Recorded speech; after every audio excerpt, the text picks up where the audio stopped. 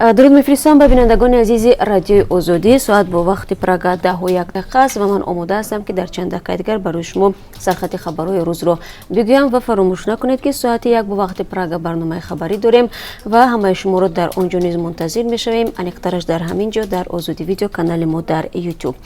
Рӯи душанбе чаноқ дигар бора баста шуд. Ин дафъа низ лағзиши кӯҳпора рӯи мошингардро дар минтақаи айнӣ хароб кард. Ширкати айрес мегӯяд ки барои тоза кардани роҳ тамоми кӯшишҳояшонро ба харҷ медиҳанд. Мутахассисони ширкат гуфтанд, роҳ фурӯ рафта онро аз нав бунёд кардан лозим мешавад. Феълан ҳаракати ҳама гуна нақлиёт дар шоҳрои Душанбе Хуҷанд боз дошта шудааст. با وجود آنکه در روز اخیر ظاهراً هوا در تاجیکستان کم بارش است، اما خطر لغزش کوهپاره‌ها هنوز هم باقی میماند.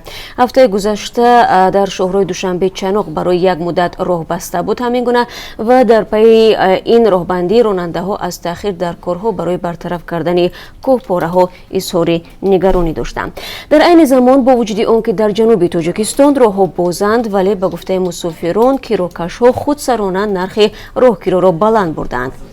بعضی از مصاحبان رادیو آزادی میگویند شماری از رانندگان تاکسی ها وابسته به تمغه ماشینشان نرخ میگذارند. در برنامه امروز وابسته به این موضوع ما گزارش داریم.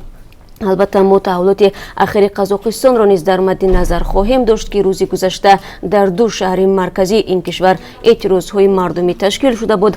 در میان شعارهای اعتراضگران جمله‌های مردم خسته شده است و حکومت استعفا جای داشت. در پی این اعتراضهای خودجوش 80 نفر دستگیر شدند. اگر امروز در این رابطه خبری تازه بود حتما برای شما میرسانیم. ولادیمیر پوتین با امضای یک فرمان دریافت شهروندی روسیه را برای برخی از اتباع خارجی آسان نمود. من بعد گروهی از شهروندان عراق و سوریه و افغانستان حق درخواست شهروندی با شیوه ساده گردانیده شده را پیدا نمودند.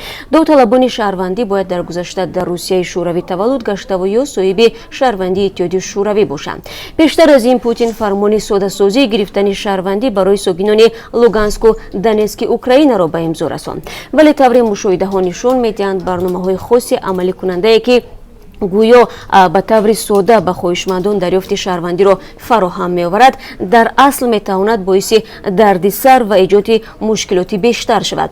در برنامه امروز و در مثال چند زادگان سابق اتحادیه شوروی نشان می‌دهیم که چگونه داوطلبان شناسنامه‌های روسی در بعضی حالت‌ها به اصطلاح از اینجا مانده و از آنجا رانده می‌شوند. طول چند روزی اخیر کاربران آزادی درباره مهر زدن به در مسجدهای نورآباد به ما می‌نویسند. به گفته مصاحبان مقامات در مسجدها را برایشان بسته و گفتند که اول جوانان را به ارتش فرستید بعد برای نمازخوانی اجازت است. با نظر داشت این مراجعت‌ها همکاران ما به این منطقه تاجیکستان سفر نمودند تا وضعیت را از نزدیک مشاهده نمایند.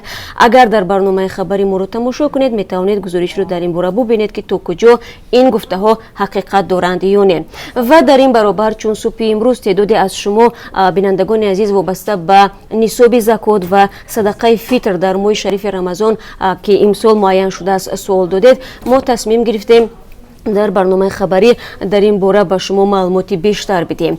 ضمناً سال گذشته اگر شما در خاطر داشته باشید در آستانه عید فطر از شهروندان تاجیکستان طلب شده بود که صدقه خود را بر رئیسان محله یا امامان مسجدها سپارند. آن وقت مقامات گفته بودند کمیسیون مخصوص در محلها صدقه فطر را به دست افراد کم بضاعت خواهد رساند. این تصمیم با واکنش‌های مختلف در جامعه روبرو شد و بعضی از ساکنان چنین طلب را دخالت به زندگی شخصی عنوان کرده و گفتند که حق آنهاست که صدقه را به کی میدهند و به کی آن را نمیدهند. خب بینندگان عزیز، ما انتظار داریم که تا شروع برنامه خبری که ساعت 1 با وقت پرگا توری هم در بالا گفتم شروع می شود، ما مطلب های دیگری را نیز در اختیار شما بگذاریم چون همکاران ما در پی دریافت خبرهای تازه هستند و تا اون وقت شما اگر خبر و نظر و یا عکس و ویدیویی دارید لطفاً به ما فرستید و ما حتما تلاش میکنیم که با شما تماس بگیریم. و بار دیگر خاطر رسان میکنم رقمی که در وایبر و واتساپ ما پیشنهاد شما میکنیم در برنامه، این رقم برای صحبت‌های تلفنی نیست، برای زنگ‌های تلفنی نیست، بلکه تنها برای موادهایی هست که شما به ما میفرستید تا اینکه بعداً در برنامه خبری این موادهای شما رو هزارها نفر دیگر تماشا کنند. خب با سپاس از یک شما برای همکاری که تا امروز با رادیو آزادی داشتید و من همه شما رو ساعت 1 با وقت پرگا منتظرم.